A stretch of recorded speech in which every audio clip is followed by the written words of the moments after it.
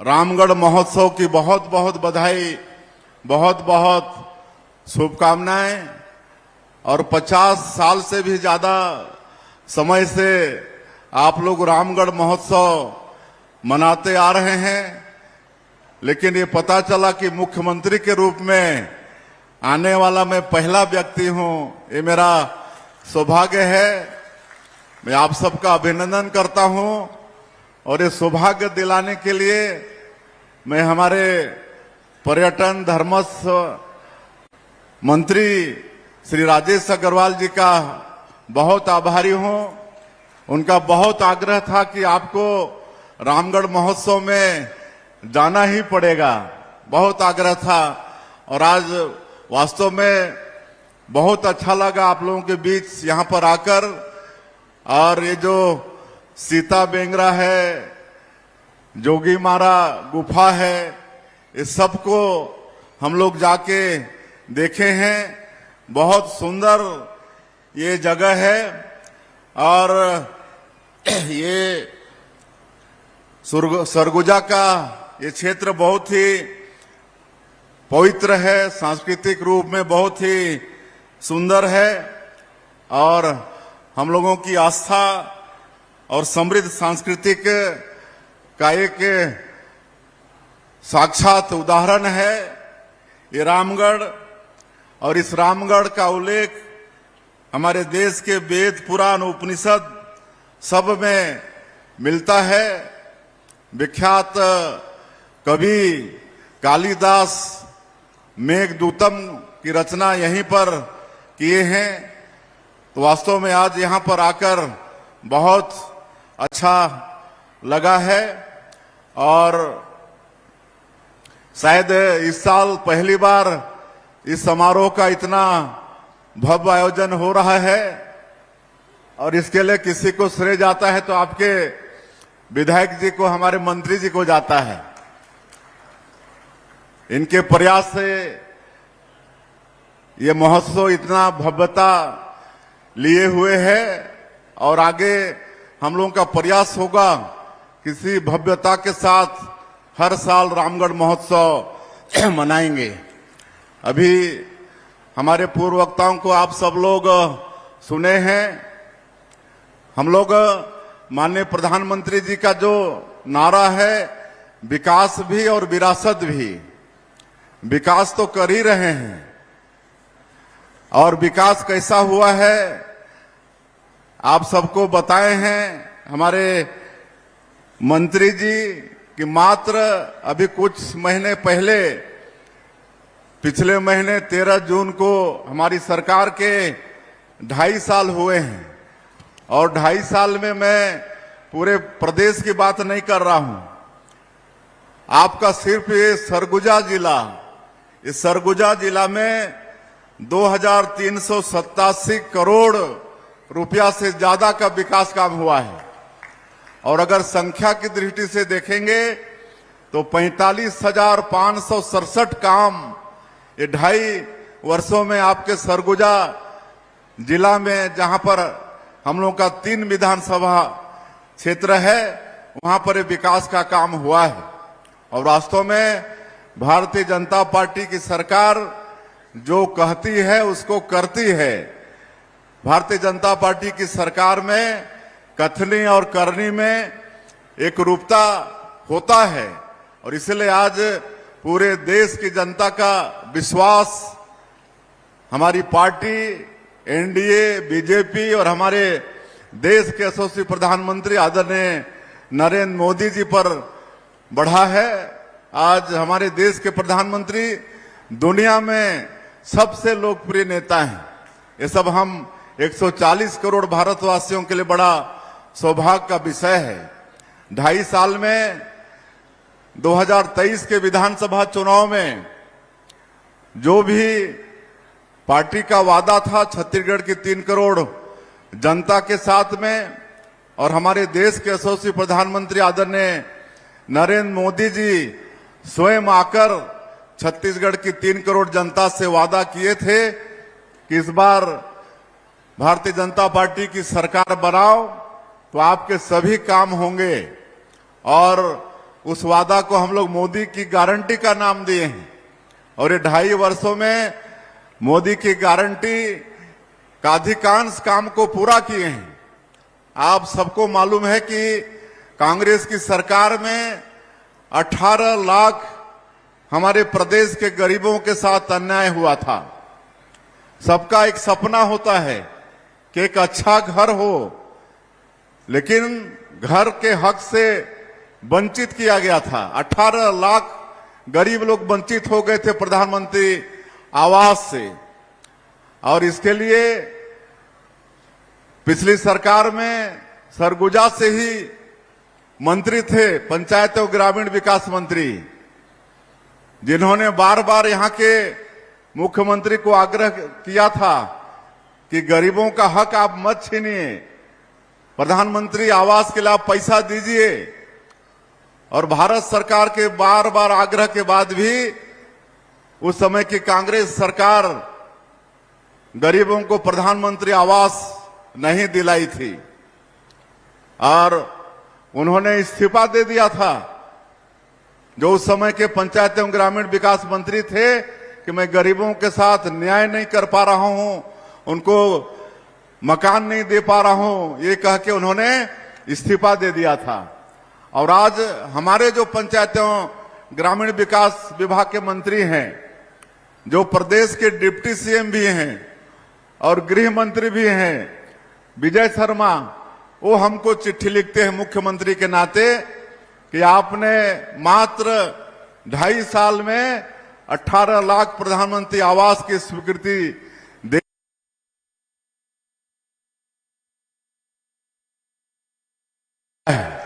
और 10 लाख से ज्यादा मकान बन चुका है। ये मैं 15 दिन पहले की बात बता रहा हूं। हर रोज 1600 मकान बन के तैयार हो रहा है। कितना? 1600। 1,500 से ज्यादा प्रधानमंत्री आवास एक दिन में बन के तैयार हो रहा है। तो ये काम आज छत्तीसगढ़ के अंदर में हो रहा है। कांग्रेस और भाजपा सरकार में काम करने का ये अंतर है। हम लोग जो बोलते हैं उसको करते हैं। आज खाली 18 लाख गरीबों का मकान ही नहीं, बल्कि जो बस्तर क्षेत्र है, आप सब लोगों को मालूम है कि वो बस्तर क्षेत्र इतना बड़ा है कि केरल प्रदेश से बड़ा है। प्राकृतिक दृष्टिकोण से बहुत सुंदर है। वहां भी बहुत सुंदर सुंदर वाटरफॉल, कुटुमसर का गुफा है, अबूझमाड़ का जंगल है। लेकिन 40 साल से भी ज्यादा समय तक नक्सलवाद से वो क्षेत्र ग्रसित रहा और विकास वहां पहुंचा नहीं।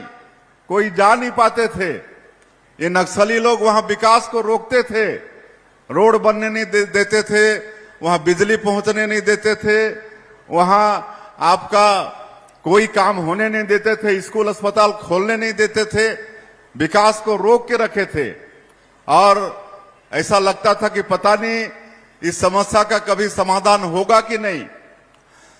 लेकिन जब डबल इंजन की सरकार बनी और माननीय प्रधानमंत्री श्री नरेंद्र मोदी जी का आशीर्वाद मिला, हमारे केंद्रीय गृह मंत्री अमित शाह जी की दृढ़ इच्छा शक्ति हुई, उन्होंने ठान लिया कि इस देश से नक्सलवाद को समाप्त करना है और उसके लिए डेट भी घोषित कर दी। 31 मार्च 2026 को नक्सलवाद समाप्त करना है। और हमारे छत्तीसगढ़ में 75% से ज्यादा नक्सलवाद बचा था। लेकिन आज हमारे जवानों के अदम्य साहस, मैं उनको भी नमन करता हूं, उनके साहस को नमन करता हूं।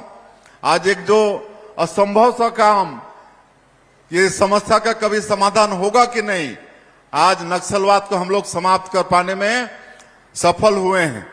तो वो क्षेत्र में भी आज विकास के काम हो रहे हैं। बस्तर क्षेत्र में भी विकास के काम हो रहे हैं। तो ऐसा पूरे छत्तीसगढ़ के अंदर हम लोग विकास का काम कर रहे हैं। किसानों का वादा भी पूरा किए हैं। वहां पर नक्सलियों के लिए 15,000 अलग से प्रधानमंत्री आवास भारत सरकार से बोल के स्वीकृत कराए हैं। और जैसे जैसे उनकी मांग आ रही, उनको मकान देते जा रहे हैं। 6,000 से ज्यादा जो पुनर्वासित नक्सली हैं, उनका मकान बन चुका है।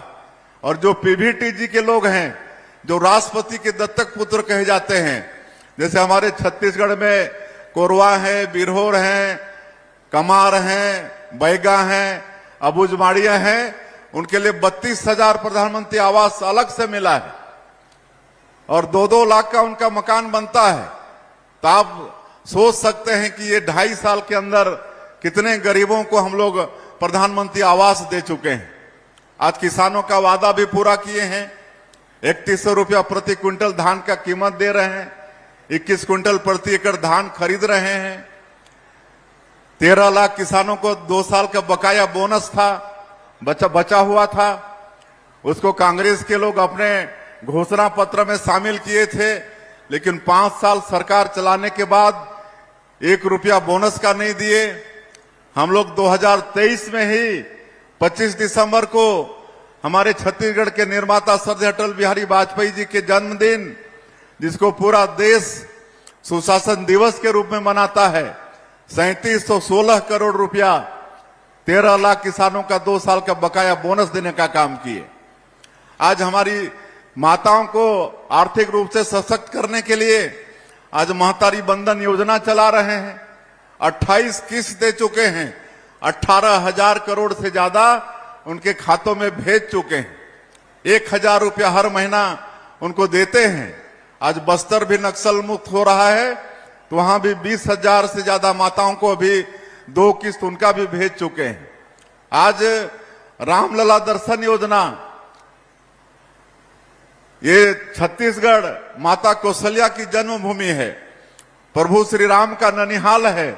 और आप सबको मालूम है कि 500 साल के संघर्षों के बाद हमारे कितने हिंदुओं के बलिदान होने के बाद आज अयोध्या धाम में प्रभु श्री राम एक टेंट से भव्य मंदिर में विराजे हैं। तो जो खुशी छत्तीसगढ़ वासियों को हुई है, वो खुशी शायद किसी को नहीं होगी, काहे कि हम लोगों का प्रभु श्री राम से गहरा नाता है। अपने 14 साल के वनवास काल का 10 साल प्रभु श्री राम, माता सीता और लक्ष्मण भैया हमारे छत्तीसगढ़ के अंदर में बिताए हैं। और आज इसलिए हम लोग यहाँ रामलला दर्शन योजना चला रहे हैं।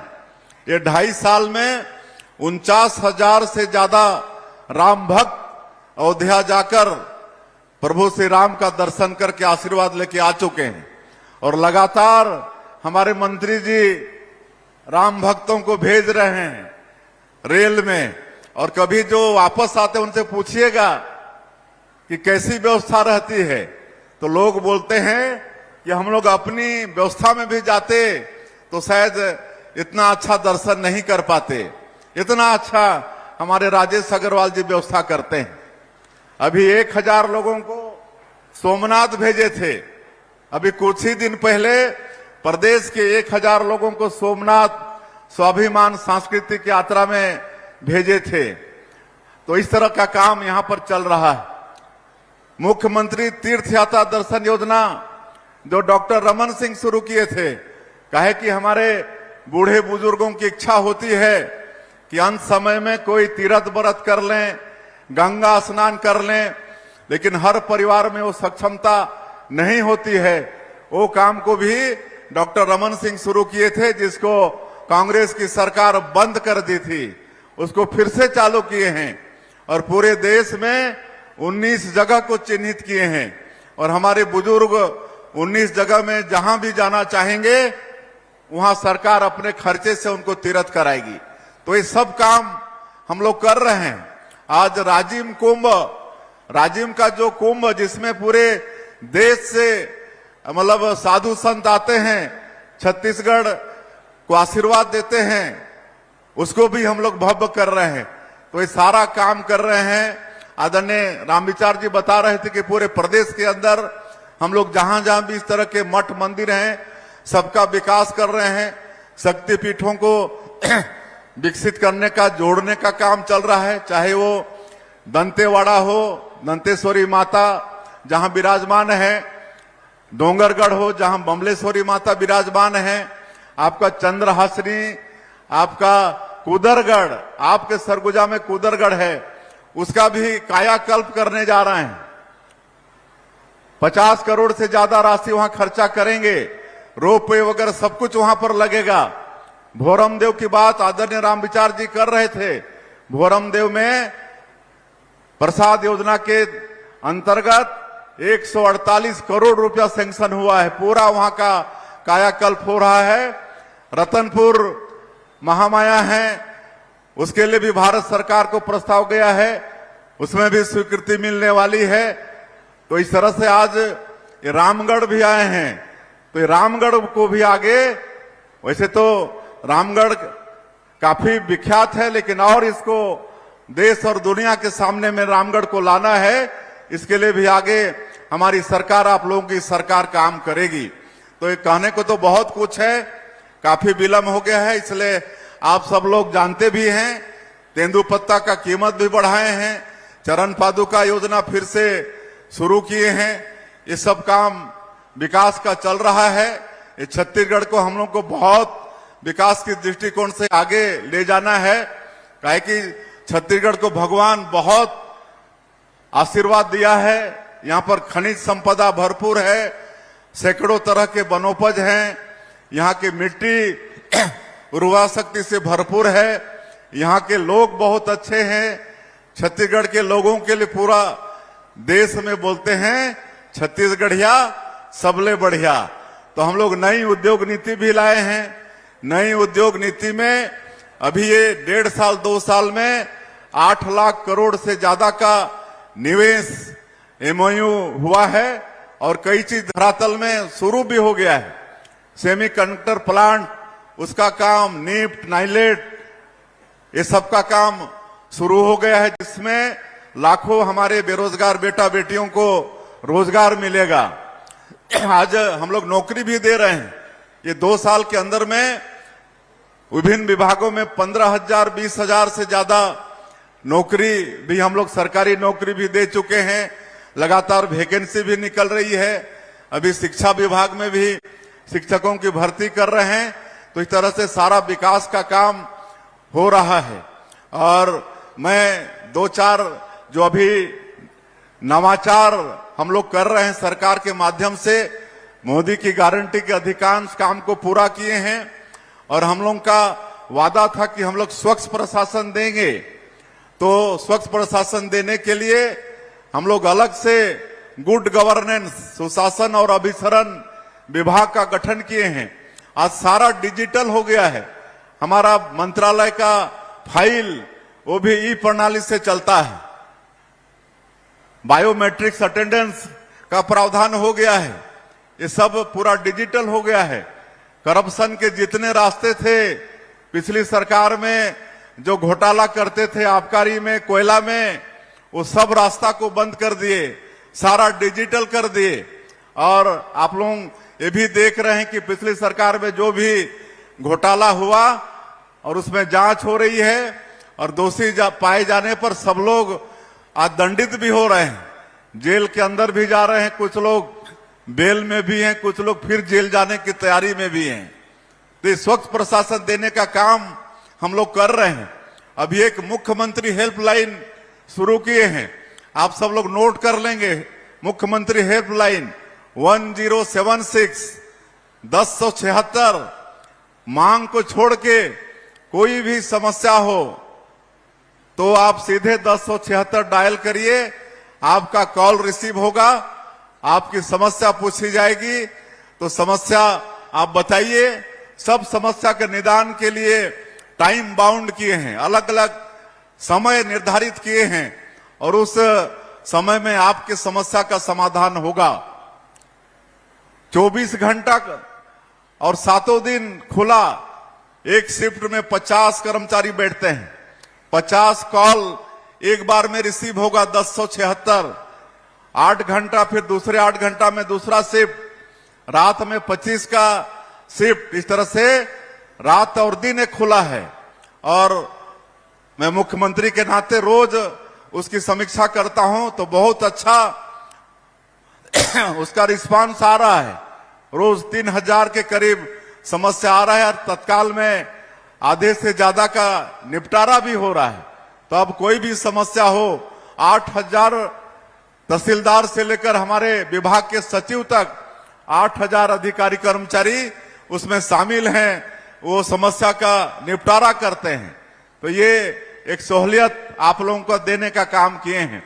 एक बिजली बिल जिसका ज्यादा है और 1.5-2 साल से पटा नहीं पा रहे हैं, उनके लिए एक मुख्यमंत्री बिजली बिल भुगतान समाधान योजना ये शुरू किए हैं। 31 मतलब कल तक, आज तक था ये जून तक, लेकिन इसको फिर बढ़ा दिए हैं 3 महीना के लिए। अगर कोई बच गए होंगे तो अभी भी समय है, आप लोग अपने नजदीक के बिजली ऑफिस में पंजीयन कराइए।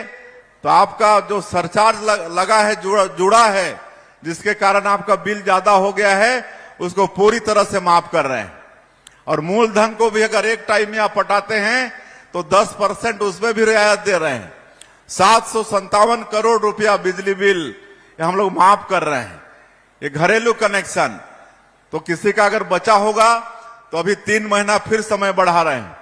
और एक आग्रह होगा आप लोगों से कि आप सब लोग अपने घरों में सोलर प्लेट लगवाइए बिजली के लिए। माननीय प्रधानमंत्री जी चाहते हैं कि हर गरीबों के घर में हर घर पक्का का हो, शौचालय हो, गैस का सिलेंडर हो, उनके घरों में नल द्वारा पानी पहुंचे।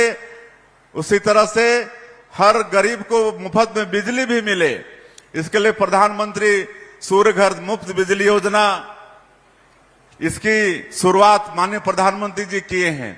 इसमें सब्सिडी दे रहे हैं। 1 किलोवाट में भारत सरकार का 30,000 सब्सिडी और प्रदेश सरकार का 15,000 सब्सिडी, 45,000 का सब्सिडी 1 किलोवाट में। 2 किलोवाट में 90,000 सब्सिडी और 3 किलोवाट में 1,08,000 की सब्सिडी है। एक बार आप लगा लेंगे तो आने वाले 25 साल आपको बिजली बिल भुगतान नहीं करना पड़ेगा, आपका बिजली बिल 0 आएगा। मैं अभी सुशासन तिहार के अंतर्गत मैं रात में जहां रुकता था जिला में, तो एक घर जरूर जाता था, वहां पर जो लाभार्थी है तो लोग बताते थे कि 3500-3600 बिजली बिल आता था, लेकिन अब 0 आ रहा है। तो आप सबसे मेरा आग्रह होगा कि इसका भी आप सब लोग लाभ लें। हम लोग एक और व्यवस्था कर रहे हैं, अटल डिजिटल सेवा केंद्र खोल रहे हैं हर पंचायत में। उसमें जो भी आपका प्रमाण पत्र है, जाति, निवास, आय, आपका खसरा, विवरण और 1 लाख का ट्रांजैक्शन एक दिन में सब आपको अटल डिजिटल सेवा केंद्र से मिलेगा। 1 लाख तक के लिए आपको बैंक जाना नहीं पड़ेगा। और अभी तक 6,000 से ज्यादा पंचायतों में अटल डिजिटल सेवा केंद्र खोल चुके हैं। धीरे से सारे पंचायतों में खोलेंगे। हम लोग पैक्स खोल रहे हैं। 2058 पैक्स पहले से थे। ये कृषि साख समिति हिंदी में बोलते हैं।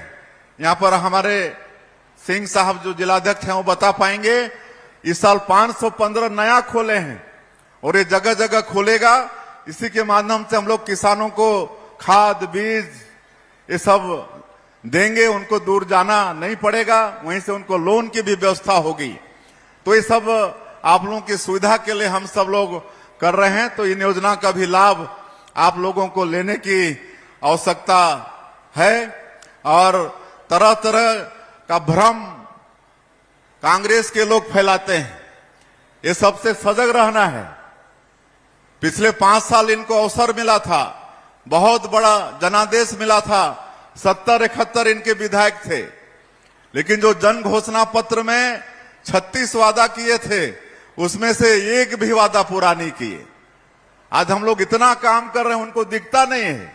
उनके लोग बोलते हैं कुछ भी नहीं हो रहा है, लेकिन आप लोगों को पता है कि धरातल में भारतीय जनता पार्टी के सरकार की तरफ से क्या हो रहा है।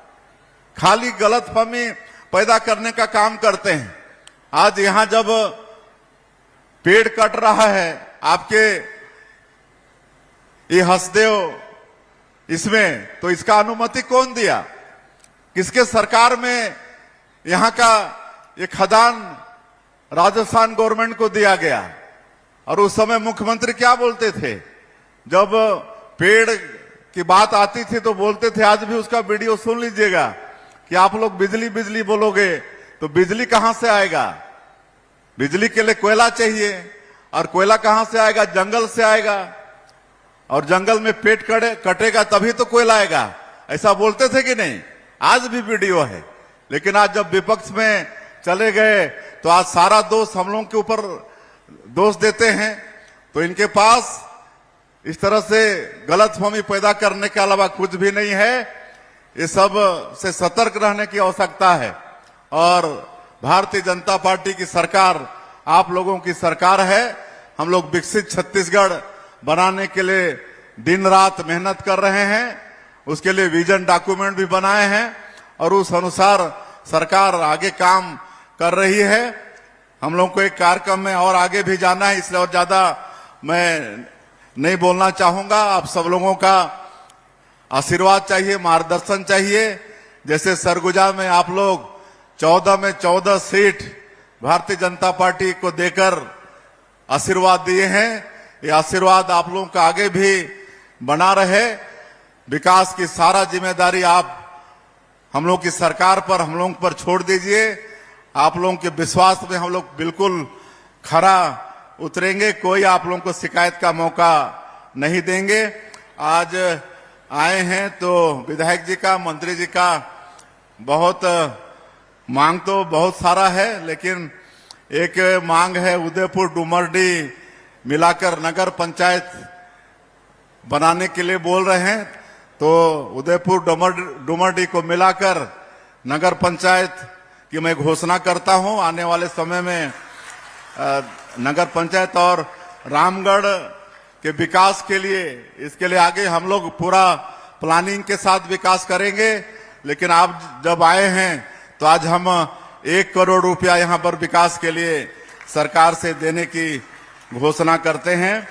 और बाकी और भी जो विधायक जी मांग रखे हैं उन मांगों पर हम काम करेंगे। इसमें कुछ सड़क है, कुछ स्कूल भवन वगैरह हैं, कुछ ऑफिस वगैरह अधूरा है, वो सबको पूरा करवाना है। कुछ महाविद्यालय में फैकल्टी शुरू करना है। तो इस सबको हम वापस जाके देख लेंगे और आप लोगों को चिंता करने की कोई आवश्यकता नहीं है। हम सब लोग चिंता करने के लिए बैठे हैं। मैं फिर से एक बार आप लोगों को रामगढ़ महोत्सव की बहुत बहुत बधाई, बहुत बहुत शुभकामना देते हुए, इसी तरह से आप सब लोग आते रहेंगे हर साल इसको और भव्यता के साथ मनाते रहेंगे। और प्रभु श्री राम से यही प्रार्थना है इस अवसर पर कि उनका आशीर्वाद छत्तीसगढ़ के ऊपर में बना रहे, छत्तीसगढ़ में खुशहाली हो, छत्तीसगढ़ में सबके घर में सुख और समृद्धि हो। बहुत बहुत धन्यवाद। जय हिंद, जय छत्तीसगढ़। समस्त सरगुजा वासियों की ओर से आपका आभार प्रकट करता हूं। माननीय मुख्यमंत्री महोदय, आपने जो सौगातों की बारिश की है और पूरे छत्तीसगढ़ प्रदेश में अभी नवीन शैक्षणिक सत्र है, प्रवेश उत्सव मनाया जा रहा है। हमारे इस सरगुजा अंचल में राष्ट्रपति द्वारा गोद लिए हुए विशेष पिछड़ी जनजातीय समुदाय के ये नौनिहाल बच्चे जो शिक्षा जगत में पहला